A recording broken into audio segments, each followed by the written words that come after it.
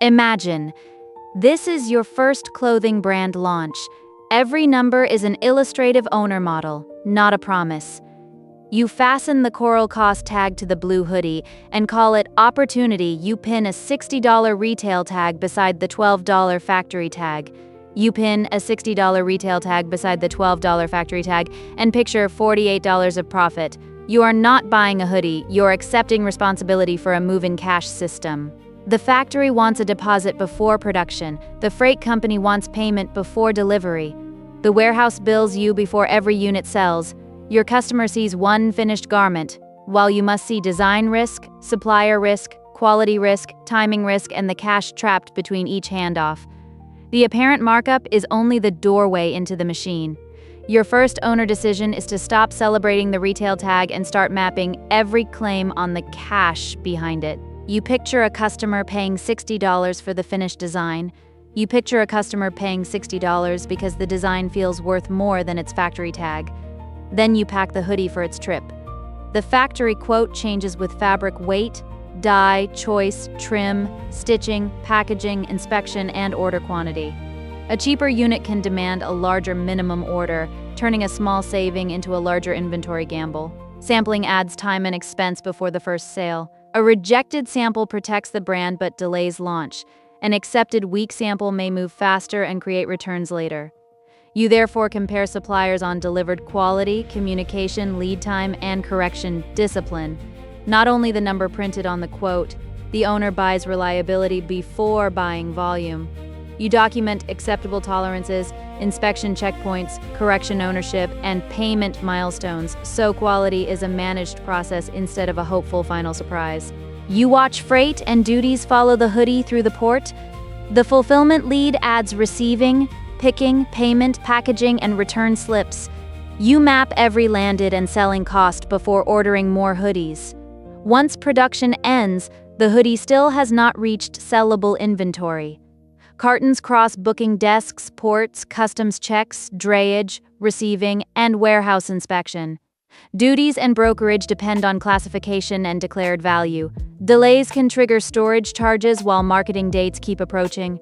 You model a landed cost for the complete route, then hold a buffer for surprises. That buffer feels conservative on launch day and essential when a shipment misses its connection. Your cost map turns a vague $48 gap into named obligations with owners, dates, and consequences. You also compare air, ocean, and consolidated freight as different trades among speed, cost, flexibility, and the amount of launch cash exposed in transit. The other $48 is not profit. Freight, duties, fulfillment, payment, packaging, returns, and advertising all claim it. Your $60 sale leaves only $25 before advertising. You no longer confuse the gap between two price tags with cash you can keep. Now you add the selling stack. Payment processing takes a share of collected revenue. Pick and pack, packaging, and outbound shipping charge each order. Returns create two-way logistics, inspection work, markdown risk, and sometimes an unsellable garment. Customer service consumes time even when a refund is avoided. Software subscriptions and creative production continue between orders. The important distinction is variable versus fixed pressure. Some costs follow each sale, while others arrive because the brand exists at all.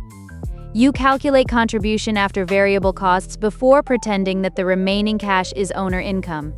A return reserve and fulfillment error allowance keep the model honest, because collected revenue is not fully earned while reversal and service obligations remain open. You still need a stranger to discover the hoodie. You spend $45 on ads to win the first customer. You place the receipt beside the order before celebrating the revenue. Demand is the least obedient part of the machine. You can manufacture inventory, but you cannot manufacture trust on command. Paid advertising rents attention one auction at a time. Creator seeding can produce awareness without predictable conversion. Discounts may accelerate the first purchase while teaching customers to wait for another discount. Organic content costs time and consistency. You set an acquisition ceiling based on contribution, not hope, and you stop a campaign when the economics break. Every ad dollar is an owner decision made before the customer proves they will buy. You test creative in small budgets.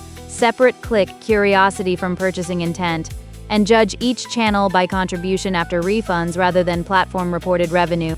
Your first order closes at an illustrative $20 loss. The same Coral Cost tag now hangs over a first sale that lost $20. You feel the difference between a sale notification and owner profit. The first order loss is not automatically a failed business, but it is a warning that must be earned back. If a customer never returns, the acquisition bill belongs entirely to one order. If the customer returns at full price through an owned channel, the second order can carry a different contribution profile, but repeat purchase is not guaranteed by a spreadsheet. Fit, durability, delivery, service, and product relevance create the reason to return. You track cohort behavior rather than averaging loyal customers together with one-time bargain buyers. The Coral tag now records evidence, not fantasy. The recovery calculation therefore uses actual repeat timing and contribution, not a lifetime value number borrowed from mature brands with different products and customer habit. You invite that buyer into an audience you control. You ask the first buyer to return through an owned email list instead of another ad. The hoodie now carries a relationship, not only a receipt. Own demand begins when the customer gives you permission to continue the relationship. Email and text lists reduce dependence on the next advertising auction, but only useful communication preserves that permission. Product education, restock timing, care guidance, and honest launches can bring the buyer back. Constant promotion can train them to ignore you. You decide what promise the brand repeats and which product deserves another production run. The second sale matters because it tests whether the business created preference or merely purchased a transaction. Your own channel becomes an asset only when customers keep opening, clicking, and buying, without discounts that quietly transfer the future margin back to them. You earn a second order without buying the same customer again. Your second order arrives without paying the acquisition cost again, so the hoodie begins to recover. You now have a recovery mechanism, not proof that every future launch will work.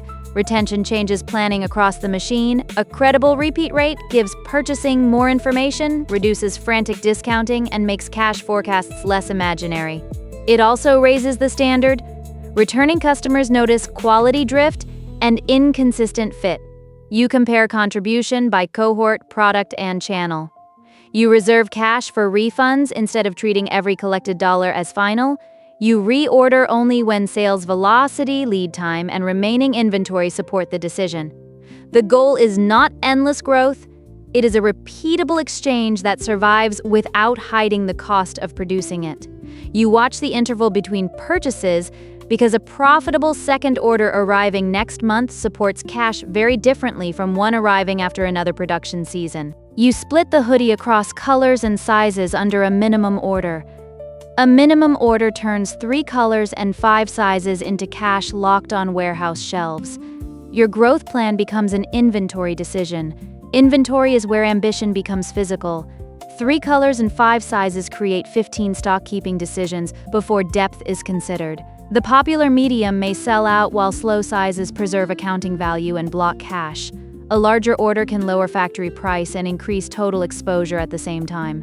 You plan depth from evidence, keep a reorder point, and accept that stockouts and leftovers are opposite costs. Small test runs sacrifice some unit margin to buy information. That information can be worth more than the discount attached to an oversized first order. Open-to-buy discipline gives every proposed reorder a cash limit, a sales reason, and an exit plan for slow units before enthusiasm creates another stranded wall of stock. You watch growth overload returns, packing, and customer service. More orders now create customer questions, returns, packing work, and delayed replies that your small team must absorb. The fulfillment lead shows you the queue instead of another vanity sales chart. Growth adds operational cues that are invisible in a product photograph. Receiving must count and inspect cartons. Shelves need accurate locations. Orders need correct picks, packing, and dispatch. Returns need grading and restocking rules. Customer messages need response standards. One viral moment can overload a small team and turn demand into late deliveries and refunds. You define capacity before promotion, orders per day, support tickets per person, return turnaround, and cutoff times. The owner protects the promise by knowing when the machine needs another person, another process, or a slower campaign. Service level targets turn the workload into numbers: same-day receiving accuracy, dispatch cutoffs, response time, return grading, and the maximum backlog the customer promise can tolerate. You see fixed bills continue while your cartons wait outside. One shipping delay can trap sellable hoodies outside your warehouse while fixed bills continue inside it. While your cartons wait at the port, rent, payroll, and existing obligations keep moving. The downside case joins risks that usually appear one at a time in optimistic plans. A shipping delay postpones revenue while software, payroll, rent, and debt continue. A quality issue can convert inventory into refunds. A platform change can raise acquisition cost. A discount competitor can pressure price. You model the bad year with lower conversion, higher returns, slower inventory turns, and an emergency freight decision. Then you ask whether the cash reserve survives. Resilience is not pessimism. It is the owner choosing enough time and liquidity to correct a mistake without surrendering the business. Your contingency plan names the first expense to pause, the inventory action to take, the customer message to send, and the cash threshold that forces a smaller operating plan. You compare honest good year and bad year owner ledgers. You place the Coral cost tag between a good year ledger and a bad year ledger.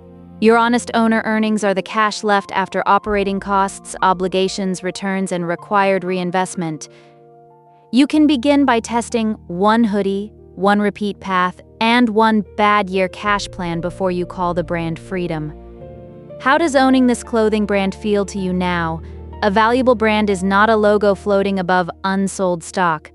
A buyer or lender will examine sustainable cash flow, repeat behavior, inventory quality, liabilities, supplier dependence, and required reinvestment.